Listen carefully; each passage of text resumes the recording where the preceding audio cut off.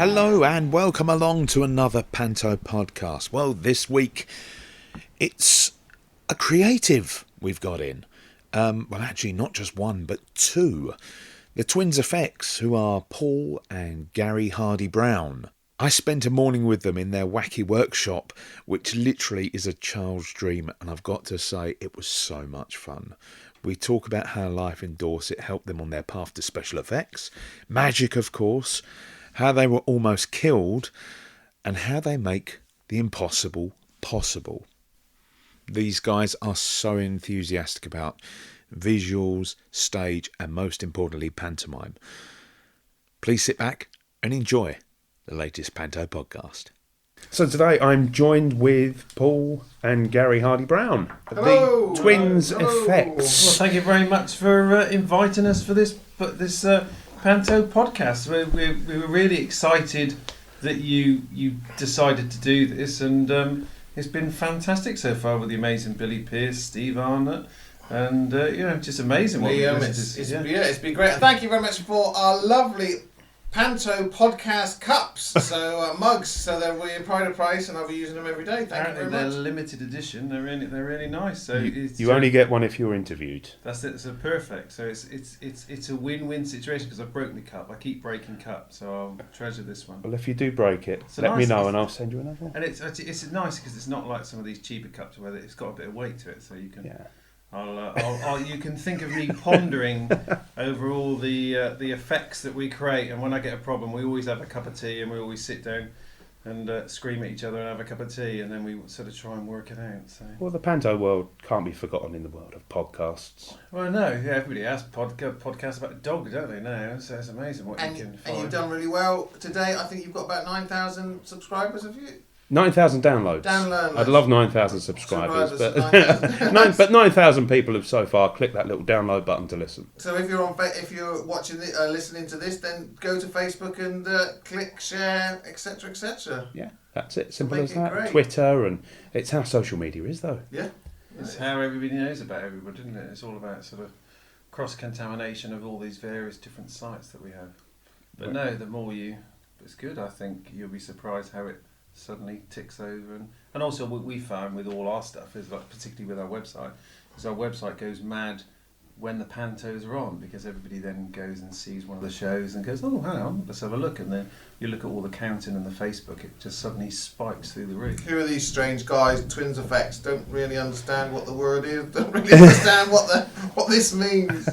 So starting out, were you both into science fiction or magic? Well, we started many years ago when we were small, 7 and 8. We came across a film location called a program called Doctor Who, and we started that merged into entertainment from then onward. We were avid fans. We used to go there. The BBC used to film in some sand pits. Dorset was a big location at one point for film crews. It was 2 hours from London, and so we had everything from Tenko to Doctor Who to Blake Seven to Bojess to Talisman. Just went on and went on and went on. So yeah, we got involved, and as kids, walking around the sets and meeting everybody, and it was just because we weren't sort of rude or anything like that. We'd just stand there and sort of watch them from afar. They would normally then go, "Do you two want to come and have a cup of tea?" Because you've been there for like 4 hours watching us film, and then we'd slowly migrate in so that we were part of the furniture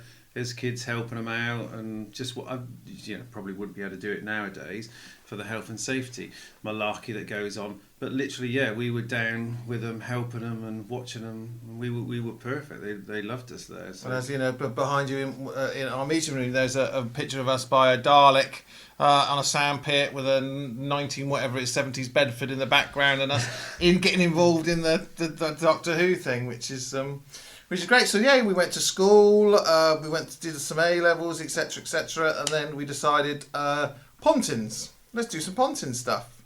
So we went to Pontins and we did loads of centres with various entertainment managers, and it was great. And then one of the entertainment managers and some of the acts were selling some stuff, some magic, and we always liked magic as kids. You get the Paul Daniels magic set, and so yeah, that was it. And we bought some stuff off of a guy called Lee Mack, who's still around, and Richard and Lara Jarmaine, and Richard's doing photography, I think now, but I think he's started to go back into magic. And and then we bought some stuff, which we still have all the tricks that we bought. We try not to sell anything. And we started an act, and we decided that we were going to call ourselves Scott Tempest at one point and not reveal the twins. But everybody was saying, "Oh, it's stupid." Yeah, just in case people know, we are. This is the other thing, the amazing thing that everybody doesn't realise is obviously our company name is the Twins or TwinsFX.com. That's our title, and amazing how many people then say, "So I'm there dressed in my blacks underneath one of the machines or apparatus," and they go, "So why is the company that you work for called the Twins?" And we go, "Well, because we're identical twins." And our act was called the Twins. So and we went everywhere. It was great. We worked really well. People seemed to like the gimmick. God knows why. So two guys from Dorset went and toured the world with a magic act. So we just got gradually bigger and bigger and bigger. We did loads of venues: Moulin Rouge, Benidorm Palace, some places in Tenerife, nearly every service base you can, from Falklands to Ascension. We were shot at by the IRA a number of times. We can bore you to death. The act wasn't that bad. We were flying into one of the bases, and literally we took small arms fire on it. That was quite exciting. It just gives you a very small snippet of what our boys and girls in the services actually do, and that my thanks goes out to them, because even with our little glimpse of going to some of the war-torn countries, and which quite a few entertainers do, because they do a combined service entertainment, and we were lucky enough to be part of that, and to see some of the war-torn countries and what goes on there. My hat goes off to them, because they really have to do a huge amount of. That's where I wear my poppy always with pride, for those guys. We toured the world. Moved on to cruise ships because it was an open market, and we're thinking, yes, this is it. So we did cruise ships for about 6-7 years, majority for P&O, and then a production company that no longer exists came to us and said, "Can you do some effects in a show?" And Kudos at the same time came to us and said, "Oh, can you do some small effects?" So we did. And because we were doing the magic thing and we were doing the illusions, we were when we were doing the illusions, we were doing the huge, large-scale illusions. We had the biggest magic illusion show for P&O that was sailing the water. That was in there for sort of 7 years. 7 years, something like that. And we worked all around the whole world with the illusion act. So we had all this vast amount of knowledge on putting on shows, not only from our Blue Coat days, but obviously for our time doing the magic and illusion. So we had all this wealth of it, which was almost setting us up for what we do now. So this one company came to us and said, "Can you make somebody fly that doesn't?" They were looking at like a simple magician's levitation, but we're always thinking out of the box, and we said, "Well, why don't we take this person, appear that it's on wires, but then you basically storm this person forward and go out over the audience?" And they went, "Oh yeah, that might be good. Can you do it?" I said, "Well, yeah, we can. We make the impossible possible." And we came up with this idea, counterweight flying system, and we did the first one in the Southampton Mayflower Theatre. That was with Stephanie Powers, the lady from some of you might remember Heart to Heart. She was on there, a lovely woman. Lovely woman, and we put her on this thing and said, "Right, this is we've never done this before, but everything's fine. Health and safety's ticked." And then we flew it, and we didn't know how it was going to go first night, and it brought the house down. The house was silent, and the producer came up to us and says, "Oh my God, I've never seen a reaction like that. That was absolutely superb." So then we carried on a little bit further with this producer, and then Kudos. We'd been on and off with little bits of Kudos, and then Kudos came to us. We performed in some of the Kudos pantomimes, so obviously with our magic. And our magic and illusion act, we appeared the helicopter, which is what we were doing at the time. Was in Nottingham. Nottingham with Bobby Davro, bless him, and the great legend that is Danny LaRue, and we are so lucky to work with that guy, and it was just a pleasure to work with him. So we had that.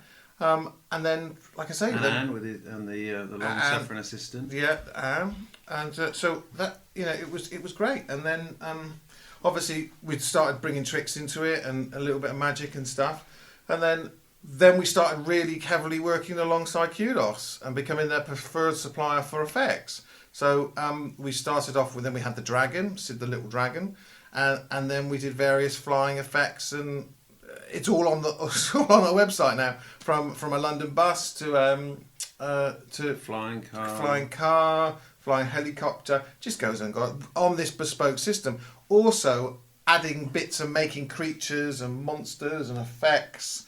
Panto is about 60% of our business. The rest is doing stuff for Doctor Who, TV, adverts, you name it. It's corporates. It doesn't. Magicians, we make a lot for magicians. Yeah, it's quite diverse what we do. And I'm just, after this, I go up to Manchester to do a co-op food ad.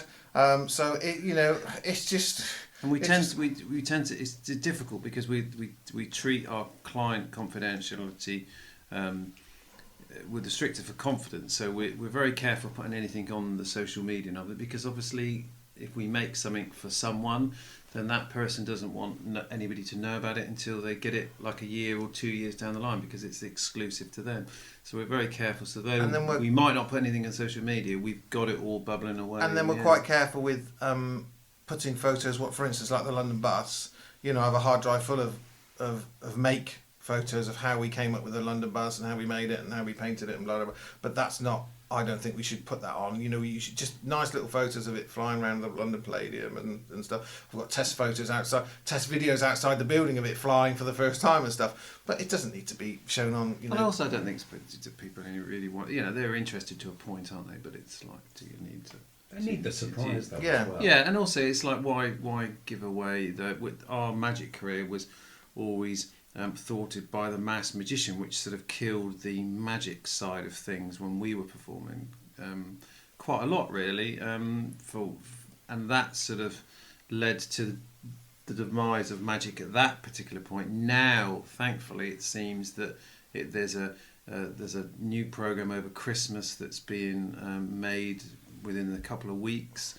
With loads of magicians on it, so it's starting to get a little bit more better. And you've got the likes of Pete Thurman, that's in Panto now, which is another great magician. Never met him, but was a fan of his work. But he's suddenly joined the Kudos stable. and you got the world's greatest magician. Of course, he had a little small bear. The little Sooty and Richard Cadell. Don't forget Richard. Are in Wolverhampton this year.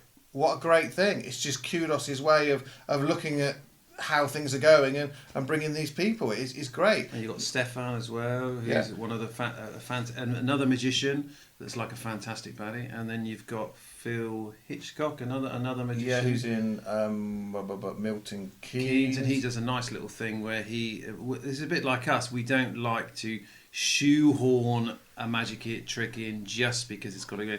We always like to put a trick or something into the show because there's a reason for it. And also you've got Martin James in Hull this year, so Kudos are adding magic-y things, which is great. And it's you've got to take your hat off to Kudos. Obviously you've got Nick Thomas and Michael Harrison that are making this, setting the precedence every time. Michael's a genius. Michael is a genius of Panto and shows. You just got to take his hat off. We go to meetings, and at the start of our year, we're always talking. I saw Michael yesterday, and we were talking about what we're doing next year. And so we start in October, November talking. Then we go for meetings, and we can put some oddballs in, and he can put some oddballs in. And for instance, on the London bus, we thought, London, it's got to be a taxi. It's an iconic thing. He said, no, London bus, and that was it. The London bus cake. But also, he's which some people don't realise is he's very passionate. So is Mark. Mark Sherwood. So they're very passionate about Panto, and that comes across. And then when you meet us, and then when you see us, and how passionate we are about all our effects, so that they're all our little babies. We've spent months and months and months working on these things, and we've got a project at the moment for the Palladium, and that's probably the biggest project that we've undertaken so far. It's absolutely massive. So, and that's blood, sweat, and tears that have gone into that. And we've been on that since April. And I think you have to be passionate to be able to do that, because, and also the other thing that people don't understand about our particular company is that everything that we've made is ours. So predominantly we are a build, we design, manufacture, and then we hire it out to all the clients. So therefore, it's none of our clients' work. It always comes back to our stable. Which is a very unusual way of doing what we do, because most of the companies would build a set or build a prop and then they'd give that over to the company, and then that was the last they see of it. No, what we do, we design, build, then we take that to the venue, show people how to operate it, and then when the show's finished, then it comes back to us, and then we give it a little bit of refurb, pack it away, and then use it sort of when we can on to the next Panto. So it's just basically bespoke hire, and that's our business model. So just as a run for a company, so we have a place in Wareham in Dorset, which is about 7,000 square foot, where we manufacture and we have offices. Then about 20 miles away in a place called Blandford, a little village called Shillingston. We have a unit that's 20,000 square foot, which is massive. It's like Raiders of the Lost Ark. It's just got everything in there. So much so that we're now taking our business model up again, and we're buying another 2 units, which is literally just round the corner. I could get a stone and throw it. So the majority of this industrial area where we are will have three units, which is ridiculous. When we first started in a very small lockup round by our parents' house, so it's a strange way how it grows. But in saying that, we couldn't have done this without Kudos and without the artists that are on these things.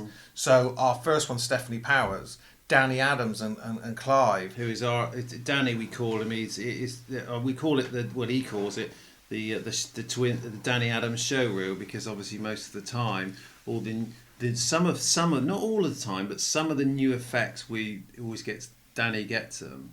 Up in Newcastle. But it's that sort of changed now, where they're sort of starting to spread them around in different venues. So there's never one thing. But yeah, so you've got all these artists that get to use the trick first. You've got Joe Pasquale, that when we said we've got to take him upside down in a carpet, which was so they almost Lee Mead with one who's we had to do a daring escape with him, and it's the point of thinking they have to trust you enough to think, yeah, this is going to be okay, because obviously if you've got these huge great whirling blades like coming into you in a box and you're there has to be a certain amount of trust. So we have to thank them, because otherwise they you could say, well, it's like Steve Arnott, this year the pit croc, a new thing for us. We made a second croc that was even bigger than the first croc. So that's Pete the Croc, and our old one is called Bill, who's still in operation. But this year we came up with this idea of having a croc that comes out of the pit to eventually kill and eat Captain Hook. So Steve had to step into this croc's mouth, which was moving, go opening and shutting, and then basically taking him down in a few seconds. And that's a lot of trust in that, because hats off to them, because they you say, right, jump onto this, and Julian Clary, sit onto this bike, and we're going to strap you into this harness, and then you're going to go out over the audience, and then you're going to spin upside down with your full body weight on 2 points of the harness, and they're like, oh yeah, no problem, and you're like. And then this is the thing. It's like our bits and pantomime is only like a very, very small part when you look at it. It's the overall thing, and it's like people always forget. It's the people that are backstage that are the ones. You've got the obviously the book caller, the DSM, which is the one person that keeps the show all together, and you've got these people and they call the effects, and then you've got all the stage crew that are operating. You've got the ASMs with our effects. You couldn't do it with our lighting designers. Ben Cracknell, Matt Cunningham, Pete Watts, Pete Kramer. Pete Pete Watts. all these people, and then you've got the sound, because they need the effects to be able to fly over something, over a bed of music or a song. So you've got like Gareth Owen, and you've got Gary Hines and Rick Coates and Ollie Steele, and all these people. It's just such a big with it, team. because like we sort of say, it's like with our stuff, when it's on stage, it looks fantastic, but it's the people around you that we're just one part of the puzzle. Without the beautiful lighting, then you're not going to get the full effect of the nasty rat, for example, that came out in the Palladium.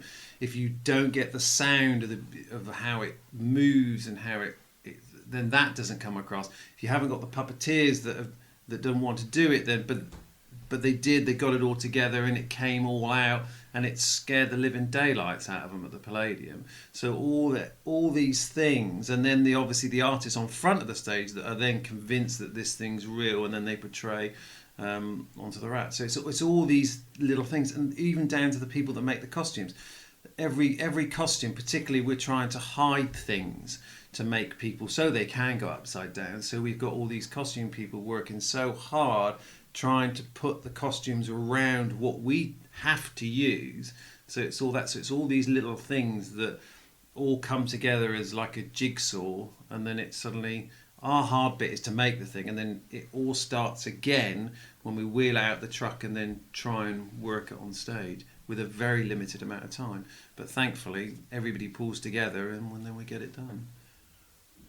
When the pantomimes are actually running, how many do you try and go and see? We see them all. We see them all, and what we normally do is we have people set each show up.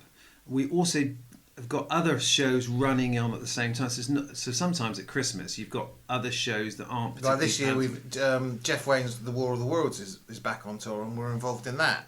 So as well as pantomimes, you've got a major arena tour that's going on. So and we've got the corporate events, and we've got a Kinder Egg, maybe have a Kinder Egg advert to do and stuff. So there's other people as well, in the team of ourselves that go out to these venues. We like to go and see every pantomime, and we normally do one visit.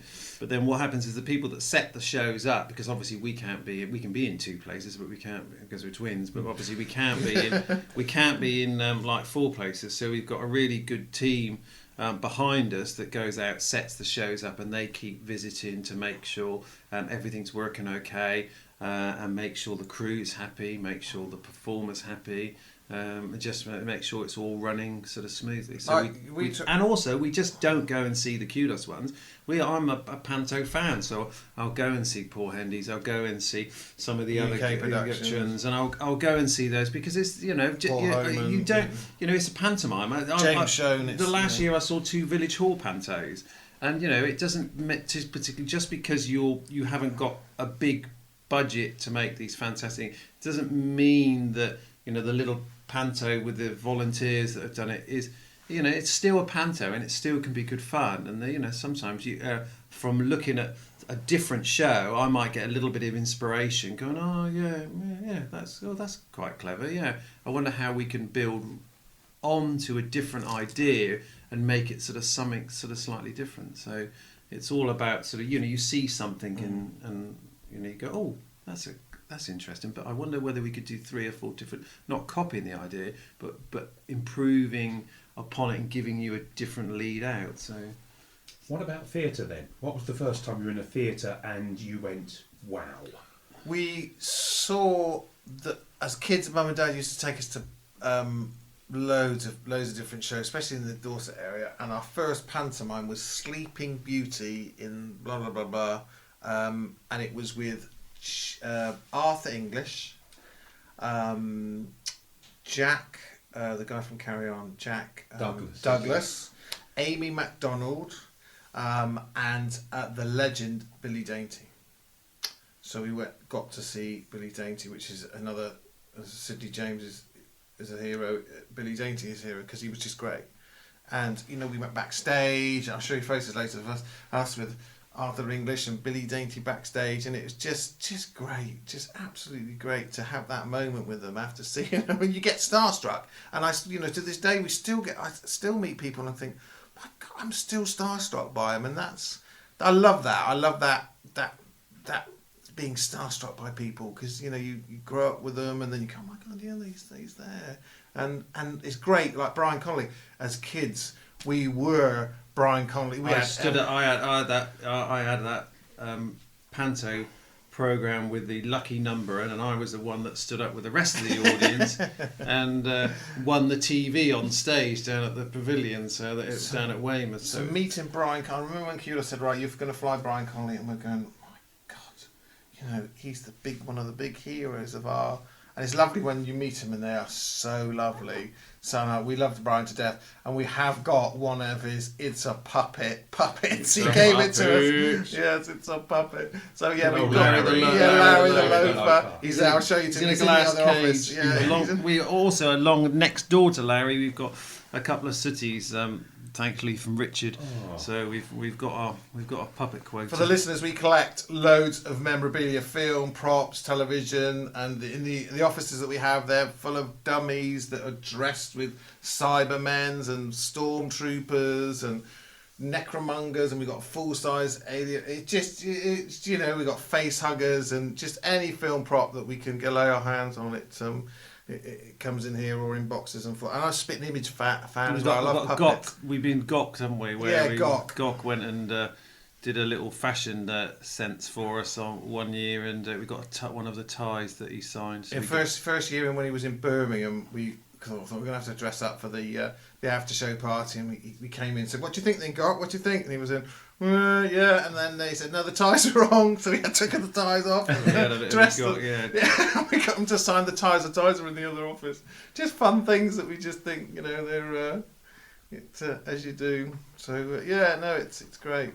Were Mum and Dad supportive then? Yeah, they were great. Yeah, always said get yourself a proper job, as everybody does. And what was that? What was the intended career?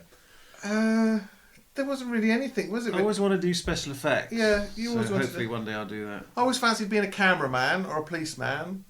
The asthma got in the way for the police, and the cameraman. I think the careers woman said, you're not in London, you're not in.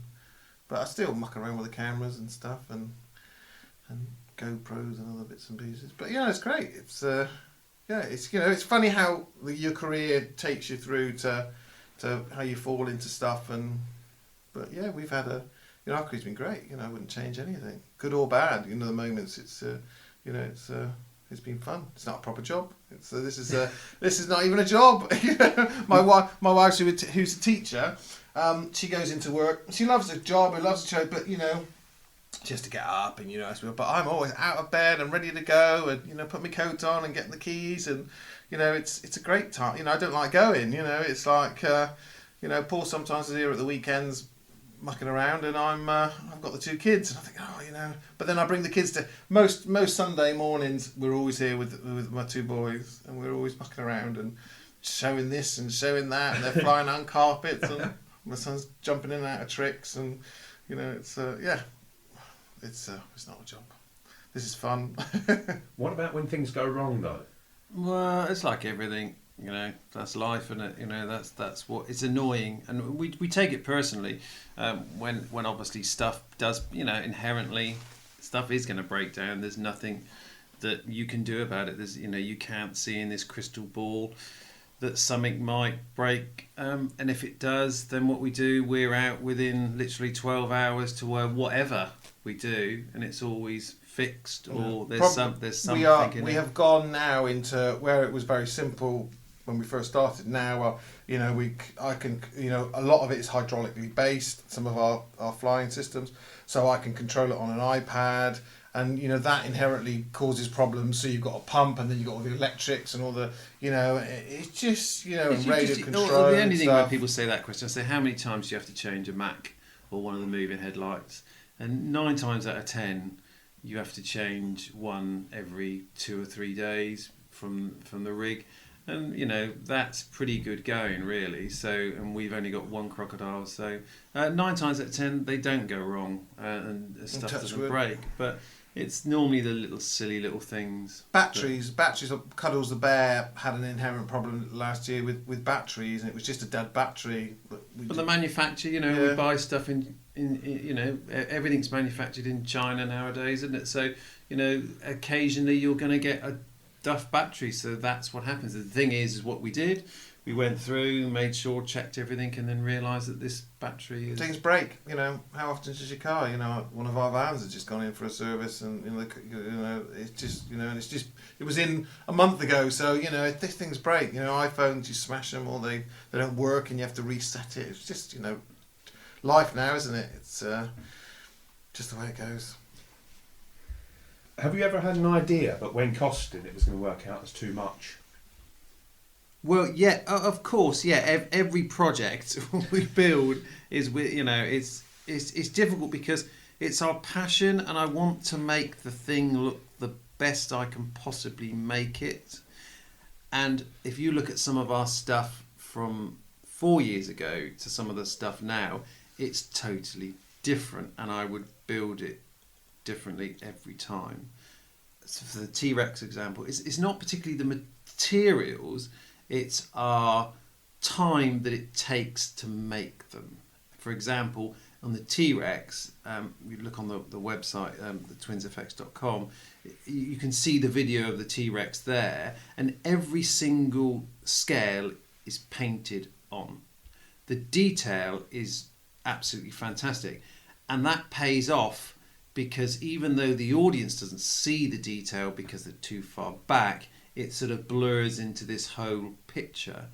So much so, the T-Rex, strangely enough, it went out to a shopping centre, and we had a T-Rex live show in the shopping centre, and literally people were just amazed by this thing because it looked real, and that's because the detail that we put into it. That detail costs, unfortunately, and I think that project came in at just under £250,000. So it's a massive. It's like the coach and horses. We have three sets of horses and 3 coaches, and they're about 200 and something thousand. So the horses are about 30,000 a pop. It's just man hours and equipment and time and motors and radio gear. And I think some of that also comes across with some of the stagehand, and I thought you speak to the majority of the stage guys that come and help us. And the resident, particularly like the guys at Newcastle, and you got the guys at Nottingham. They all love our stuff. It's a love and hate because they know it's going to be big, and they know it's probably going to be a bit heavy. However, they know that they're going to get all top-notch stuff. They're going to get everything they need. So it's this thing where they know that the quality is going to be there. So it isn't going to be something that's just going to be wheeled on, and then they're going to. And also, what that happens is when they know that it's good gear, and because I've worked backstage, we've done all that stuff. We know the little tricks and the pulls, so we try and make everything as easy as possible for them.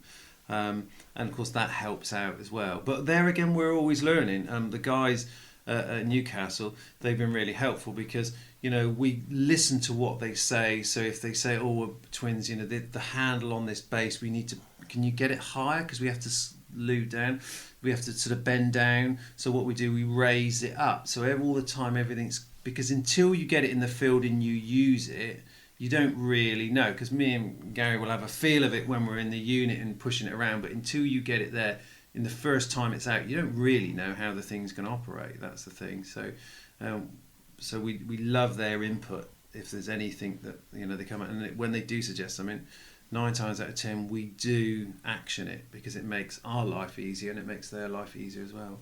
It can be something like Paul said. It can be something stupid like raising a handle up, or something. Yeah, because Steve, was it in Newcastle? Stevie, Graham, and Pete all said about the little pole they had to reach, and we said, yeah, no problem, we'll sort that out, and we changed it so that they didn't see that, but the next year the crew did see it, and they thought, oh, yeah, it's nice and easy. So it's sort of.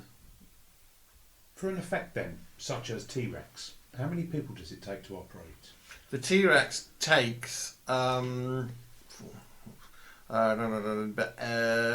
to move it, it's hydraulically as well as manpower.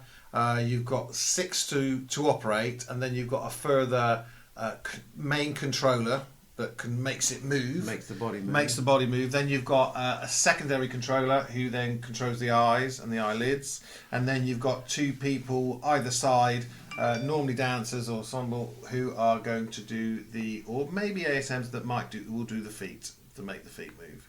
So it's a team effort, and it sometimes in rehearsals it takes a bit of time. Because to get all those people, it's just getting all those people thinking at work. And they've never come together. They've never listened to the music. And we've tried so many different ways of giving them music beforehand. It doesn't work. You just got to get on, put it all into the pot, give it a stir, and then start tasting it slowly. Slowly, and they get it, and they work. The only way you'll ever get good at anything is by doing it again and again and again. And the people that are good at anything, the secret of it is you just have to do it again and again. Amanda Hoden in the Palladium, for instance, on our flying rig.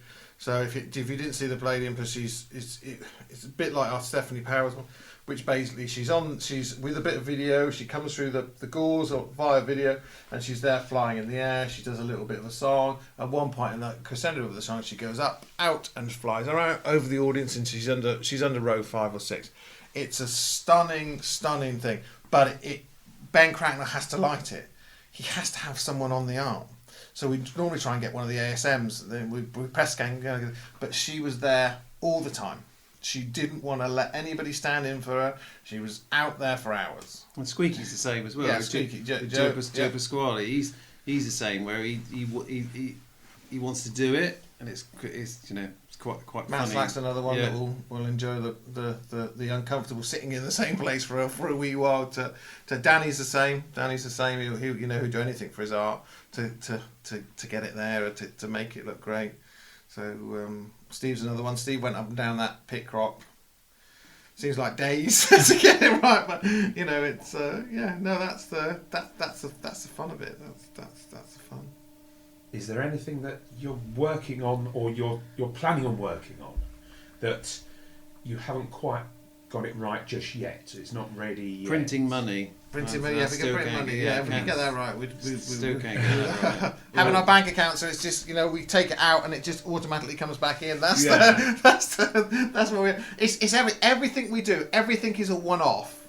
Unless the only thing we've doubled up is the crocodiles, which they're completely different. The rats are completely different because they're slightly bigger scale, and the coach's horses. We've made 3 of them, but everything else is singles. So it's problematic every single one, because you're redesigning the wheel. The stuff that we're doing at the moment for this season at the play. You can actually, if some of you can hear a whine in the background, it's not posh. Some of you know poshy whines all the time, but it isn't. It's actually the thing that is for the Palladium that's just started up there. We're next door to our unit, so it's just started up. So if you can hear a little bit of a test, so if you hear they won't tell me what it is. Yeah. You're not allowed. It's gonna spoil. It'll spoil the surprise. Yeah, is it like watching your mum and dad wrapping your Christmas presents? Yeah, you can't even feel it. So teases the pair of you. You know it's in the loft, but you just can't. I can't wait for you to see it. Yeah.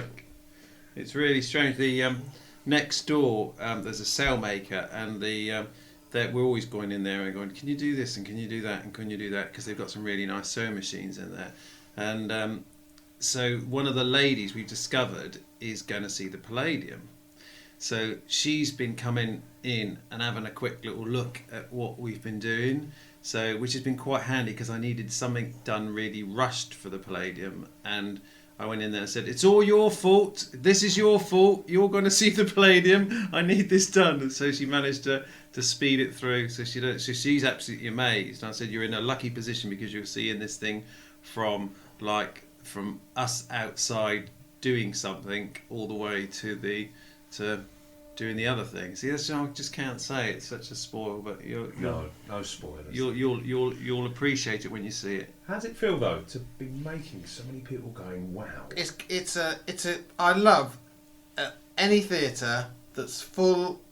You walk out just before the curtain goes up, and you just get that excitement. That energy. It's great. And then when you see the stuff, work happen, and you just think, and you get the reaction. I love walking out, because luckily we're in a lovely position where once we're in the theatre, and most of the theatres from everybody knows sort of who we are. So we've got faces that only a mother could love and they could forget. So we've built this rapport with, like, even down to the and also, like we were saying before, I think it should be all done as a team effort, and the ushers in most of the theatres all sort of know us because we're the one that's either walking around and like the cleaners. See, I'm normally at the theatre really early, so I always get to meet the cleaners, and the cleaners are really interesting, particularly the ones in the Bradford lot. I love the Bradford lot, and also the Newcastle lot. They're really nice. The cleaners in Newcastle have got one of the best staff rooms I've ever seen, and they'll always come and they'll always tell you what they sort of think as well, and how they and what the audience reaction is. It's nice to hear that, but we're in a position where we can walk around the theatre, and one of my pet hates is to watch a show, the stuff that we've got, and I sit down. I hate sitting down. So if you ever look at the back, you'll always see me at the back. I'm normally at the back or walking between. I just don't like sitting down with one of our effects. So that means that I can then have a view. Sometimes I can walk down to the front and look at from the audience point, and I look at the audience when the effect comes out, and that also gives you the look of the excitement on the kids as they duck. The funniest thing was the T-Rex, where it goes down over to the audience and blows out a very small puff of CO2, which literally sort of gives you this freezing sort of breath out of his mouth, and the kids are literally like underneath their seats, which is what it's all about. If you see a T-Rex on stage. What about the parents? Oh well, the parents are like now out the door. It's like the funniest thing is with the Glasgow SEC Armadillo with John Barrowman, and we got this sea monster, and it's a very big, horrible looking thing, and it was a matinee, and they had two all the school parties. So this John Barrowman's coming out. He's got his sword. He's running around the stage.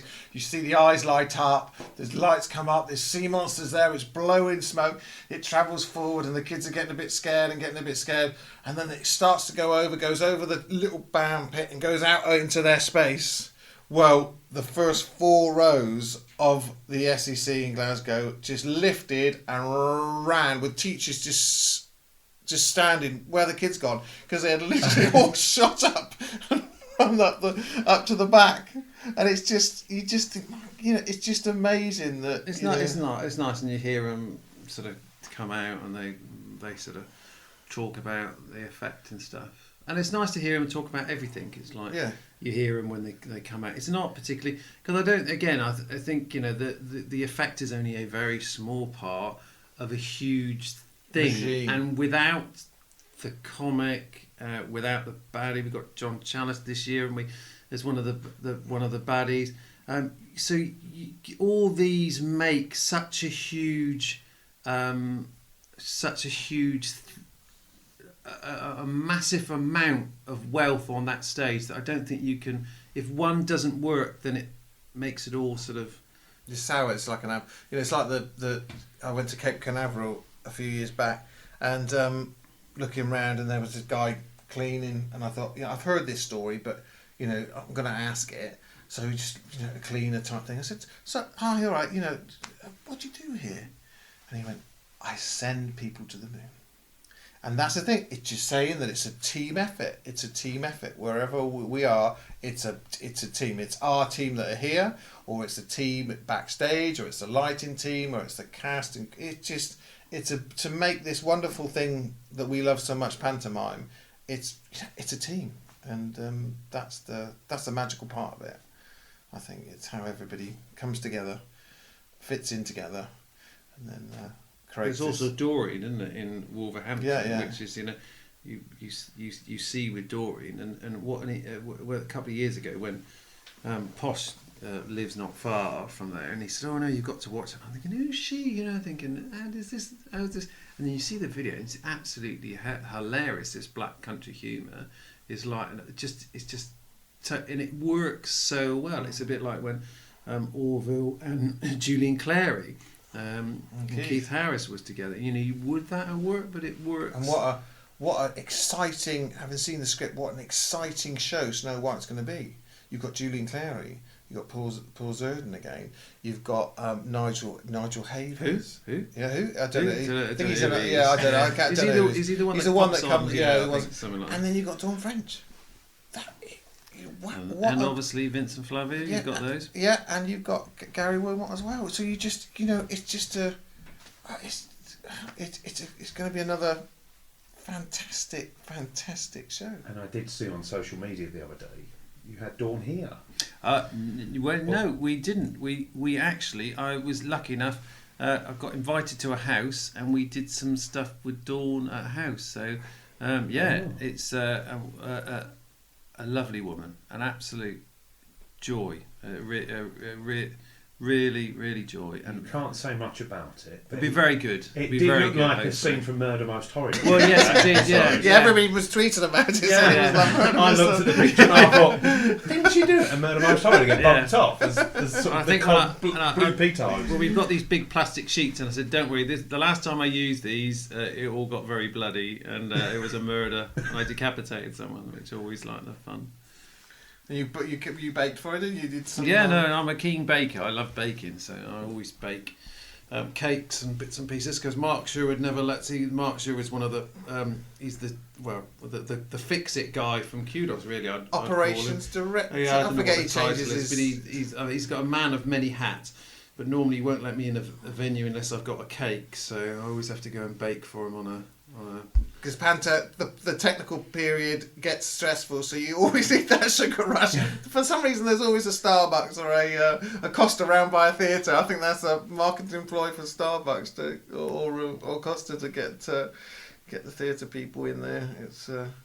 Are there any more theatres that are more difficult for loads than others? Or? They all have their little funny little things. I think the worst for us is the Manchester Opera House, because it's a street load, but then the stage is another 12 foot below, And you're dealing with like and they've got a ton lift. of equipment. Yeah, they've got a lift, but the Shark and the Sleigh last year, we had to come up with a complete new way of lifting it from stage, from street level down to floor. So it involved a 5.5 ton forklift, unusual rigging. And also we had Josh and Rory. Yeah, from Josh and Kudos. Rory to Kudos, and we had our designers and myself come up with a way of lifting this thing, perching it onto a forklift over a precipice, connecting it, and then dropping it down All within the bounds of health and for safety. safety.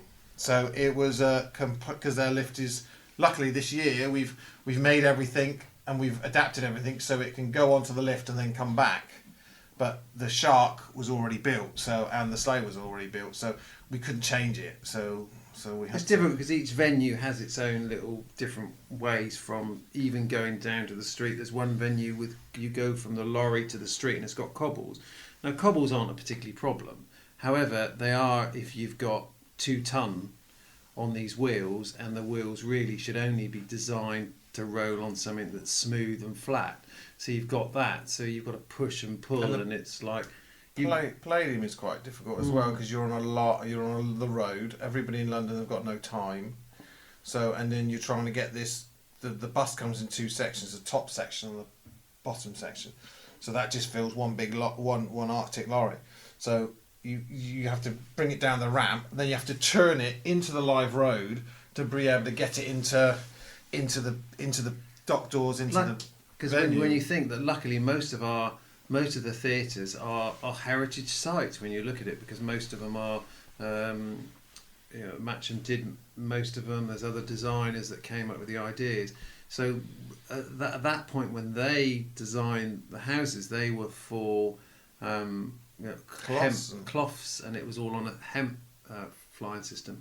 So you wonder whether if you had a time machine like Doctor Who, and you could bring all the designers back, if they saw what we do with their theatres, I wonder how amazed they would be. And most of the theatres got the same floor as well, so So it's a testament to them that A, they're still standing, and they're taking all this weight, not only from pantomime, but all these other touring shows that some of their sets weigh tons. Going into the Theatre Royal in Newcastle, they had the refit a couple of years back, and it's amazing because they've kept everything as it. If you go under through the, there's loads of little corridors underneath the auditorium and stuff, and now the Mayflower's just had their, which looks gorgeous from the green to now this gorgeous red. It's just.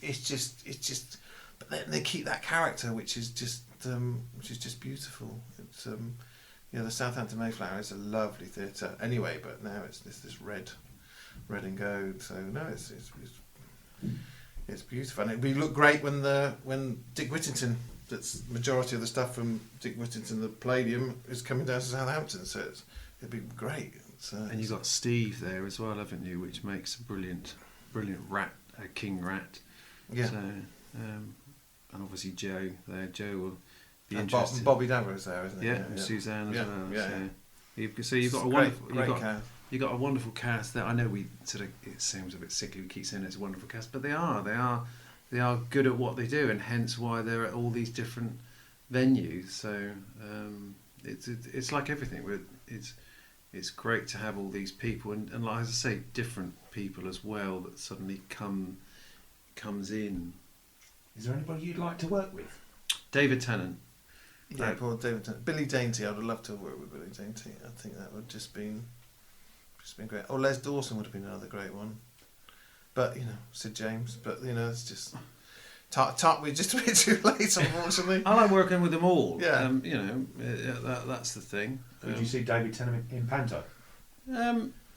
Of course, but then it's always the point with everything, isn't it? That it's like there's a time and a place, and Panto itself is, after last year with the Palladium winning the award, it's it just adds precedent. It adds a prestige precedent to how good these things and are. if you think and like probably 15 years ago, with the Panto, it was still going strong, but it wasn't quite so as sort of known as it is now, because obviously that's happened because all these pantomime companies as well as QS have sort of upped the bar now. We're not doing the same things. It's progressed, which obviously everything does have to progress, otherwise it stagnates and dies. So the bar's been set now, and now you look where you've got a lot of West End people coming in now. A lot of the princes and princesses and Sleeping Beauties, they're all done the West End. They're doing it. They're currently in it, and they come out. So they like to do the pantos now. So more and more. You never know, do you? Who's gonna wanna do panto and who they can. Every year is different. So it's always interesting when we're sat round all the tables at the meetings to find out sort of who's being cast or what's likely to be cast for each row. So you mentioned earlier on about the masked magician. For people who don't know, it was a magician who revealed tricks.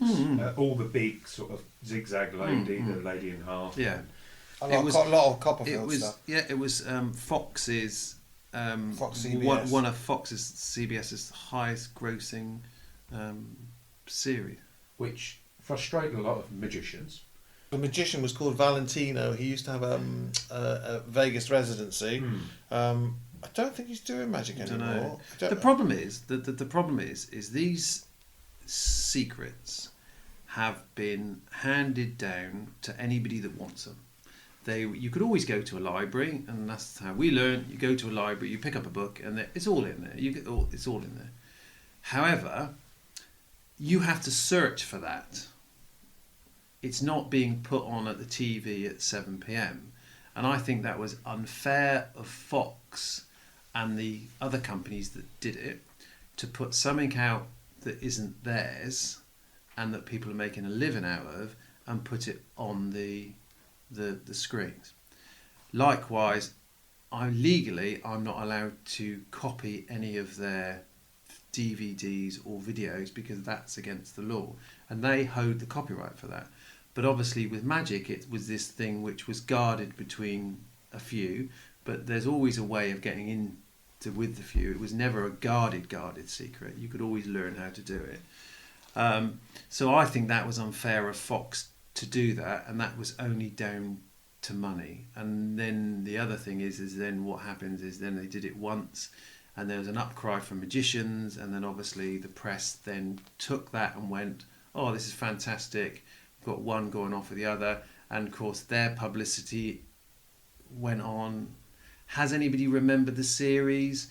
No, people forget it very easily. And if you but want- at the time, it was. Yeah. At Yeah, the it's time, I big. think it was destroying. It was Yeah. really Did it affect destroying. you? It didn't affect us, but we saw some of our peers that were some of our magic acts. When we first started, there was 30, 40 magic acts, including Richard Cadell. Ourselves, the twins, and Richard Cadell were, one of the biggest illusionists in the UK. So we had all the big stuff, but then all the smaller ones. Yes, I think it did, and Because people didn't see. Once you saw how the trick was done, people then just went, well, I don't need to see it again. And then all the TV companies went and removed a lot of the magic content from their schedules because it didn't need to be seen until you then. And then the magic, the big scale illusion thing, wasn't interesting. Then Darren Brown came up with a different idea, and David Blaine, which was more street. So it was totally different to what we were doing. So yeah, I think it did affect us, but we were clever enough to do stuff that was different, and we always had a name where on the cruise ships and in the big show theatres we were always doing that. So it didn't, and we were always abroad. We were never in the UK. But yeah, I think, and in the States, I think it did decline as well. But it's slowly picking up again. with BGT and magic specials that are going on with the Princess Charles's But birthday thing. first thing, they had no right. Well, they obviously thought they did, and it was just down to money. They were going to make. They made a lot of money out of it. But then the same right would be is that's not theirs to use, as well as it's not my use to go and pirate videos. So I've slightly changed over my thought about pirating videos and copying and stuff. Not that I do, of course. That's just an alleged comment. But it makes me think with Fox, where you think you can do one thing and do the other. So it wasn't theirs to give. It was just handed down. So, but there you go. That's just my opinion, I guess. When people do it on YouTube now, you see that, this is how Copperfield does Normally this. they get it all wrong. That's the funny. But the that's Masked funny. Magician was spot There on. are magicians out there, for instance, like Penn and Teller, who have created completely different methods to their and exposes. They've got sawing in half, and they do like this thing called trapdoor, but it's completely different. We all know They didn't expose anything. That was the thing. You think, and when we were performing, we used to do this paper tearing thing, and all the audience would get paper, and they'd all tear it up, and they think we would then show them how it's done, but there's a sucker effect at the end, so we're exposing it, but we're not, because they don't even know how it's done at the end. So you're leading them down a one-way street. So it's. But Tommy Cooper, Cooper exposed. Yeah. He exposed a lot because he was messing it all up. So he exposed the trick, but the audience would forget that. What Masked Magician did was to show the trick first and then show you how it was done. So the methodology was totally different, and that's why it captured everybody's, because they wanted to know, because they'd been fooled by these magicians for years and years, and that's why they wanted to know. But there's sometimes I think when you do realise, because we collect props, and obviously not only do we make the things, we collect them, and sometimes when I've had props from Doctor Who, because I'm a big Doctor Who fan, and props from Doctor Who, I go, really, is that how they did it? And so sometimes it's best not to know. I think sometimes. Does it bring that inner child back sometimes? As in when you see an effect and you don't know how it's done. You said earlier on about what made me wow, and the trouble is I think I'm just jaded. I think because nothing really does give me a wow, and and that sounds very big-headed, but even with some of with my stuff, I'm one of these people that are never happy with how anything looks. So, They're very much perfectionists. And I build something and I see it and I go, oh, I wish I did that better. Oh, that could have been done. Oh, why couldn't I have done that? And I've done the best that I possibly can at that time, but I'm never satisfied. But I think sometimes that's good because it means that I'm gonna. It's a typical artist thing where you're never satisfied over your work, and that's what drives you to get bigger and better and try different things. Otherwise, you'd just be doing the same thing all the way through. Would you say you're more of an artist then? Twisted, I think. Yeah, artist. twisted and deranged. Yeah, that's the thing. It's like. But you're allowing your props to perform. Would that be right in saying? So you're allowing the prop to perform for you, but you're the artist that creates the prop in the kind of Well, you have Frankenstein kind of you way. have to give the prop over. When you give the prop Yeah. over in the theatre, that's someone else's, and they have to do. You can only do what they can do. So if you've got someone that you give some of the controls to someone and that are on an Xbox and a PlayStation, and literally they've got it straight away because they can do this. But you give it to someone who's never held a PlayStation or Xbox in their life, then they struggle for the first 5 minutes. So they're not as pick a puppet up. Some people can puppeteer, some people can't. So you have to then try and work out a way, swap people around. When we perform for like over 20 years, and we don't miss it because you walk through the pass door, stand at the back of the audience, and watch other people do it, which is real. I get a better kick out of that. However, it's like you ask any director or any producer, you can see all us lot. As I say, you can just see me at the back, and I'm pacing at the back, all really nervous because I know that this thing's going to come up, or the T-Rex is going to come out, and I'm thinking, have they switched this on? Have they switched that on? Is it going to look right? Is the lights all going to work? Is the sound going to right? And then it all comes together. So there's a huge amount of anxiety and stress that goes through that. But then talk to a director, and every director will tell you that. So every time they go and see the show, you've always got, because they know what could go wrong, and their cast member forgets the whole set of lines, and that's it. That you lose 3 or 4 paragraphs out of a script, and you've lost the whole plot, haven't you? On everything, really. So it's like your little baby then. Well, yeah, of course, yeah. It's like everyone's, isn't it? And I think that's why everybody gets so sort of almost sort of trying to get it all so precise, and we need it like this because that's what you need. You need to have it. You've got to be protective about it. It's a product that it's a business, but it's a product that we pride ourselves on, and our names on the posters. But it is only. But in the you always have to think that in the longevity of the thing is only on stage for probably 30 seconds to a minute, so that's only a very small part, an important part, but just as important as the score that Gary Hine composes that always gets in my ear, and then I'm driving down the motorway at 11 o'clock. Thanks, Gary. Maybe listen to this. Oh, everything gets in it. And whatever the newest one is. There's always an Ollie Steele as well. They give these little earworms that come round. So, and it's interesting how also that their music is somehow then derived and put onto something else, and then you go and see another pantomime, you go, I got it, yeah. I know those notes. There's only so many notes that you can put together 12 to make notes, but it's always the similar, isn't it? You think, hang on a minute, and it's like. It's the routines as well. It's when people sort of. It's I don't know. I just wish people would just do something different, because just because one person is doing it doesn't mean that it's right or it cannot be improved. And people then go and see a show and then go and say, "Oh, I'll do that." The one and then you'll see a routine, and the routine is then. Is successful in one pantomime, and then it literally goes around every pantomime, and you go, why is this not in a different, not in the same group like Paul Hendy or Kudos or anything, but it goes around the whole of the thing, and then even the small ones are doing it. You just think, there's plenty of ideas out there all like that idea, and then go, well, why don't we make it better? For the famous one is the wall, isn't it? The wall sketch, which everybody seems to be doing.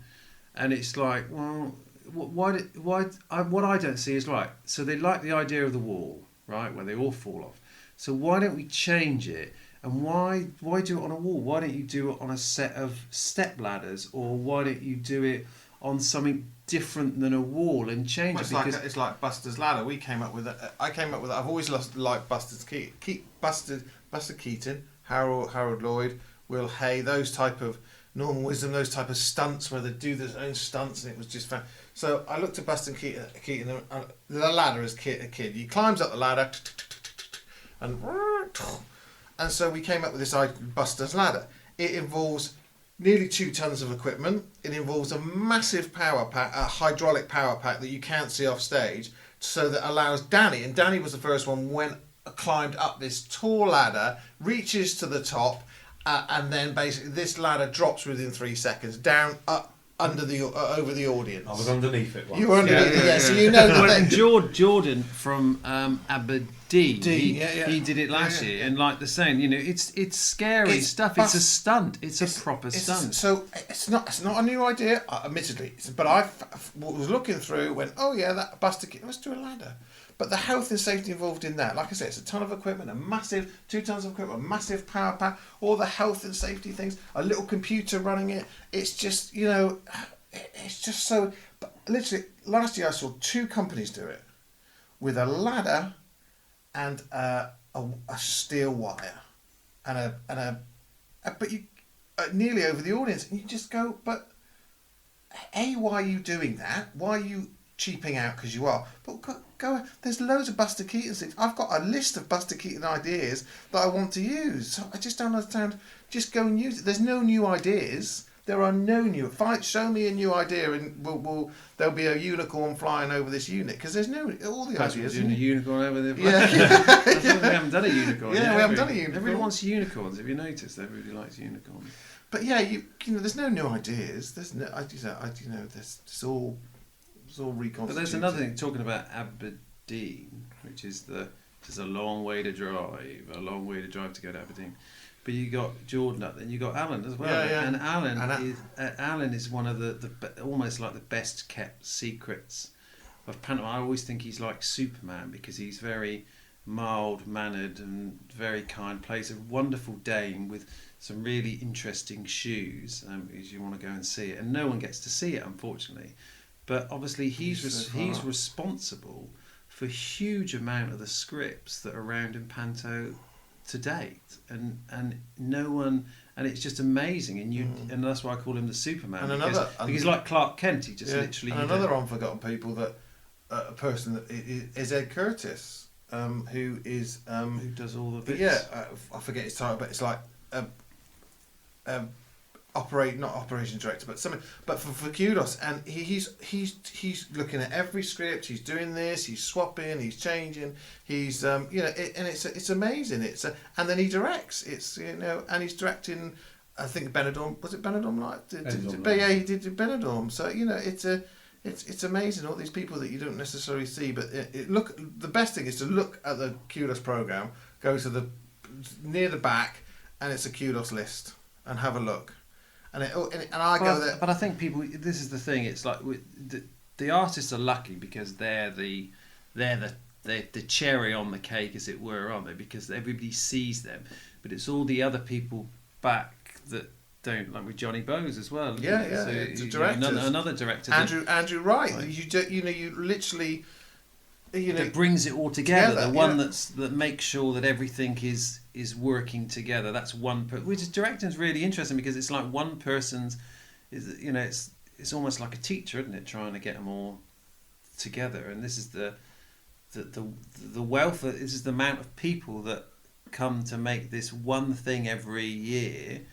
And when you think of like what other shows in all of the things, puts out so many shows in one in a very small space of time. When you think of the logistics of everything, including like all the lorry drivers, like KB events, and they're having to get all these lorries and trying to. It doesn't just stop. Everybody thinks that it just stops at the performance, but it doesn't.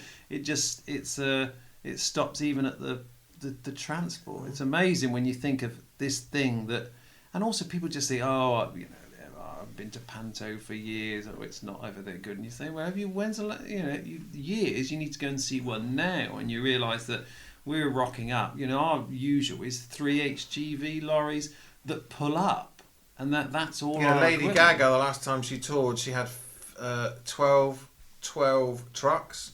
Newcastle Panto and Palladium, they're on 20 something. So you just think, how does that work? It's just ridiculous.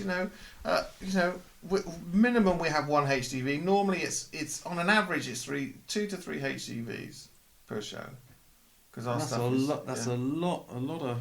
That's a lot when you look at that. But then again, it just boils down. I suppose to wind it all up, it's a team effort. It's a team effort. And Have you ever found yourself getting too close to a deadline that you wouldn't like to? But for TV, it's quite strange with TV. TV, not so much for Panto, but for TV will have 6 months to plan something, and then literally they'll ring up a week before they need it, and then you've got 2 days to build it. So that's normally TV, and unfortunately with TV, it's just one of these things where you then go, okay, then right, that's just going to bring everybody in, and we're going to be doing some long shifts, but then that costs. That's the thing. But that's TV. That TV and films.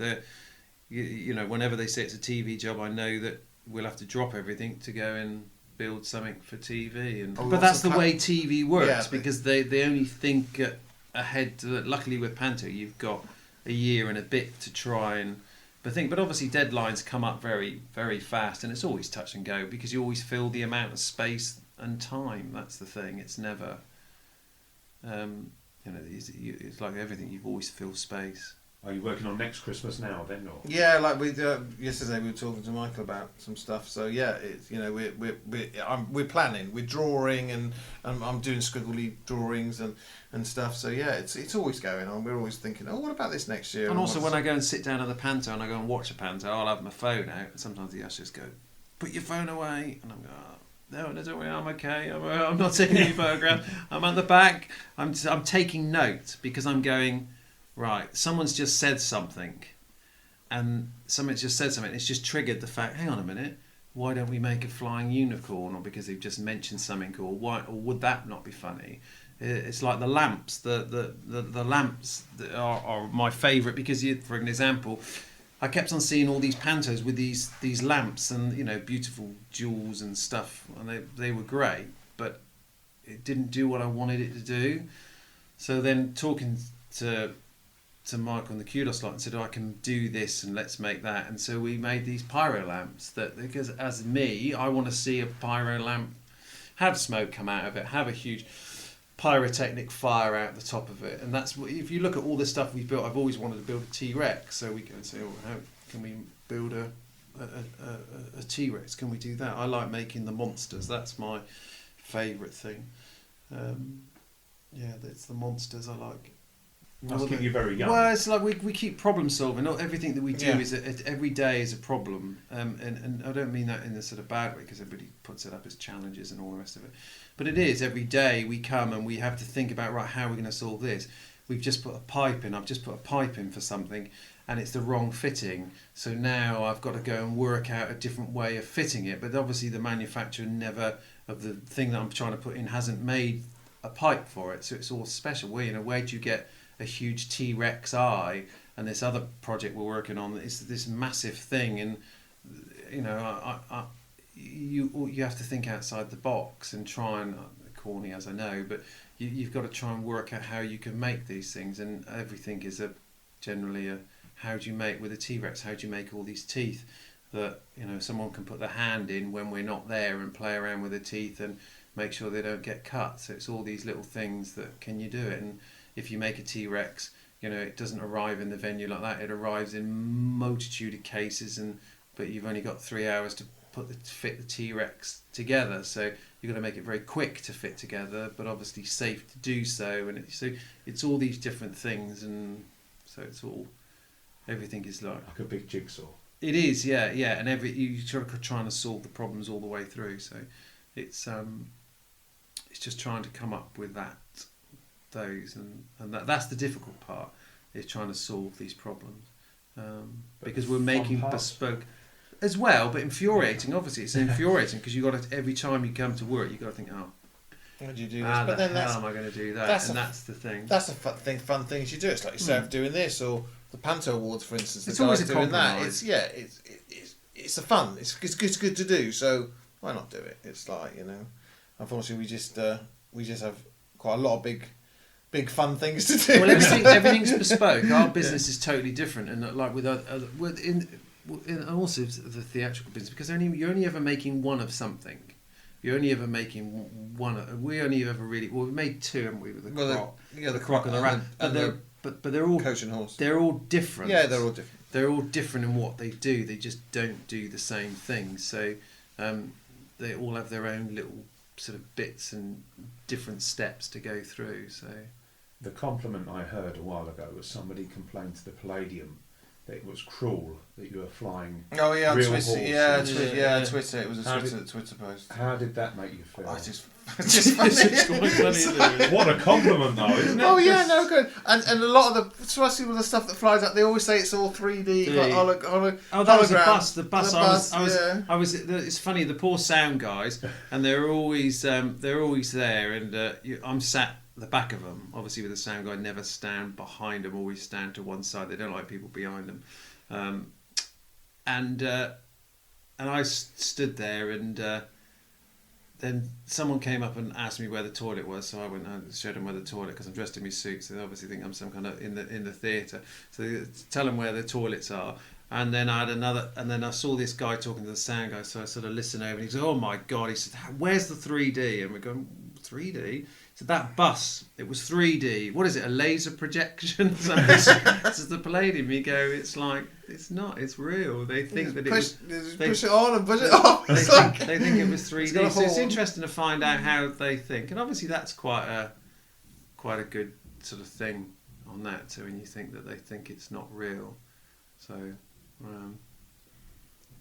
yeah. The way children are, though, now, with everything being CGI in films and on phones and iPads, and to go and see it in flesh for a child. They still crawl underneath Yeah, the they seats still- when yeah. they see the T-Rex. We do Christmas cards every year, and I had my kids. We wanted to put one of the kids in the croc's mouth, and the smaller one, who was just 3, he wouldn't go anywhere near it. It was that primeval thing of, no, it's a crocodile, I'm not going, it's too dangerous. And he's seen this from day one, so he knows what it is and knows how the teeth, the rubber and stuff, but he wouldn't go in it. And it was a 7-year-old that had to go in it, but I had to promise him a bourbon cream afterwards, because he wouldn't do it without bribery. But it is funny how people how they think of how they go. All right, okay, it's.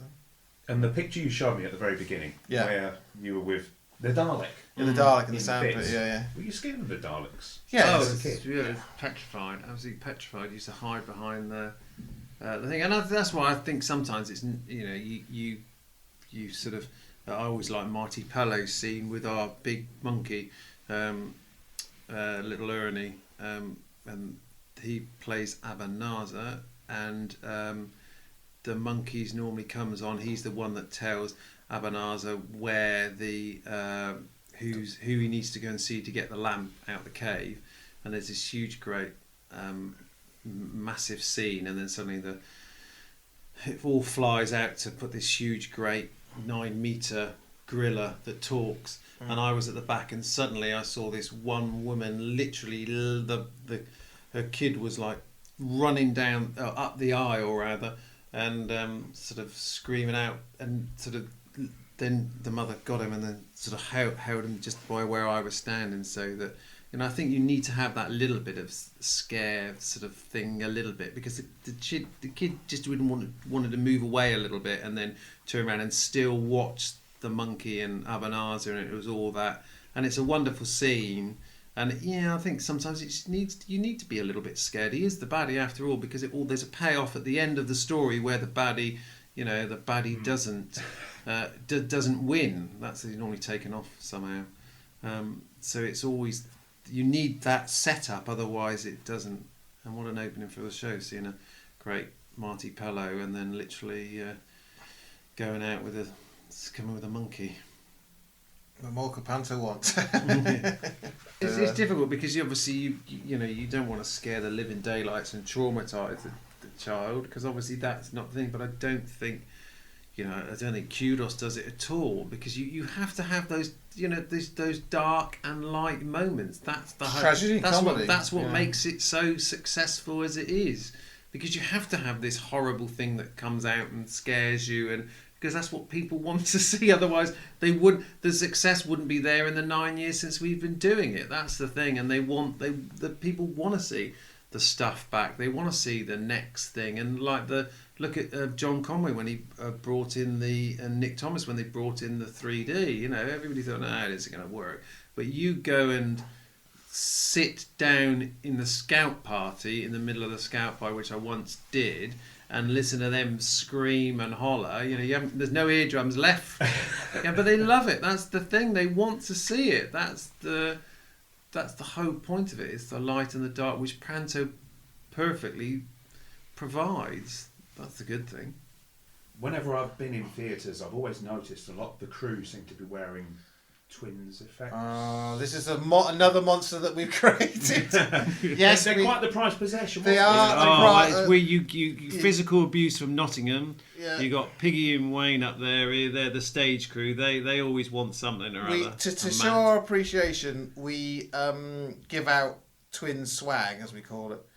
It's t-shirts, it's polo shirts, it's pens, it's lanyards, it's torches, it's cups, and it's jackets. We've even gone to and hats. Jackets is the prized possession of anybody. If you get a jacket, then you know you've made it. You've gone to the top of the rung with the twins effect. But yeah, it's like your cups. But so and there is a lot of rivalry with those, and especially with Foy won't remember me saying, but Foy got so fed up of seeing our luminous orange pens in every we spend so much money on pens that they've now started to bring out their own merchandise line of pens to counteract our pens. So it's this joke. And I was with Foy's yesterday, and in their toolbox I chucked a few pens in which they didn't see. So when we go to their office, we try and hand out pens to everyone, so they've got them on their dump desk. them in there. If they leave me in their office unattended, I'm dumping twins pens everywhere. It's like it's the funniest It's thing. just the little things that keep us amused, isn't it? That's the thing. But then obviously you talked about t-shirts, and I wonder whether it would be possible to use this podcast as a way of delivering a message to a dear friend, Liam, who's going to be at Darlington. Liam Mellor. Yeah, Liam Mellor. We'd just like to tell you, Lee, that the only thing you're ever going to get from us is a pen. And a torch. He's had a pen. Oh, a pen and a torch. You're not getting anything else. That just shows your act. And that's your act. And if you are listening and you ever come across Liam, just say, "Have you got your twins t-shirt yet?" That's all you've got to say. And also, if you have listened to this podcast and you have liked it, then obviously we're the twins.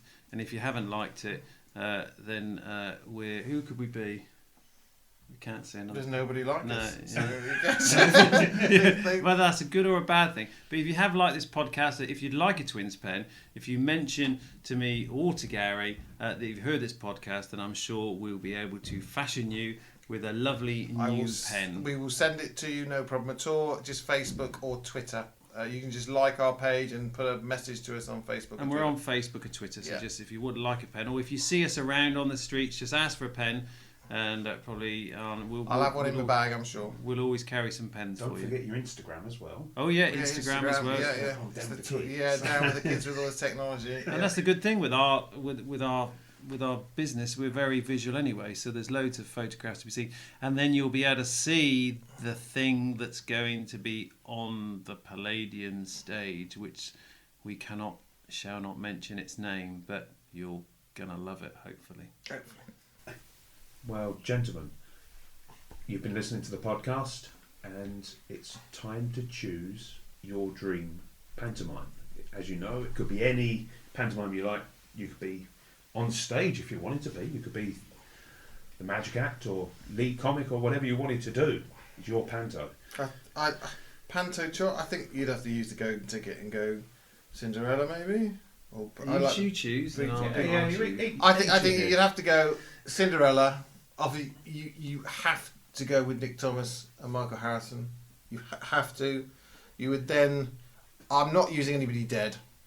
You're not. But because digging on 6 foot, it's a lot of hard work. So we bring on the living. But you can. No, but but I don't know. It's such a hard choice because there's so many good people, great performers. I think Julian Clary cracks me up. I think Zerdin's good. Stephen Mulhern. Just Danny Adams and Clive. It's just such a hard choice. It's just Marty Pellow as a baddie. It just Sometimes we're always biased because obviously we work for Kudos. For Kudos, so we only really get to see all these. But there's so many other people out there that are still does sort of a wonderful job in all the different pantomimes. So it's different. We're always obviously Jay. Jay Worthy. You've got Bippo the Clown, who's with James Shaw. It's just literally there's so many talented people out there. So I think you just say, everybody come to the Panto Awards and we'll put on a Panto. That's the easiest, because I think that's And how was it, the accolade this year? Great. You've seen where it is. Pride of place. Yeah, it lives on my windowsill by my desk. I'm in the office, and it's Christopher Biggins. It's still Greenwich, I tell you. It's Greenwich. Greenwich. Yes. Greenwich. Why did that come out? I'd like someone to explain that. Why that was the big Greenwich. It's Greenwich. Yeah. Greenwich. It's Greenwich. That's the Greenwich. I just read that card. Not to worry. That was Elaine C. Smith. Thank you, Elaine. She stuck up for us. She's the Glasgow Kings. Again, another. I stick Elaine in it. There's just so many. So Biggins, Pierce. There's just like, I'd get Kerry Pierce back as a dancer. So Kerry Pierce, if you're listening, you're a dancer in this one. She always wants to be back. Yeah, Billy's wife. Yeah, Lucy. You've got Lauren Hall as Cinderella. Catherine Rooney. She would Get be her there. back. Yeah, get her back. We're not going to get a straight answer. No, are we? there's just a Brian Connolly. There's just Joe Pasquale. Just literally, I couldn't. It Sooty would just back. be. Put Sooty back. Yeah, Richard Cadell and Sooty. There's just. No, not just no Richard. Just no like, Richard. Just get the bear bear on. on. Bring Keith back. Keith, God bless him, Keith and Orville. It is the hardest question. It's the hardest question, which it's everybody. See, my answer is whatever's next year. Yeah, whatever's next That's year. my answer. Whatever's next year.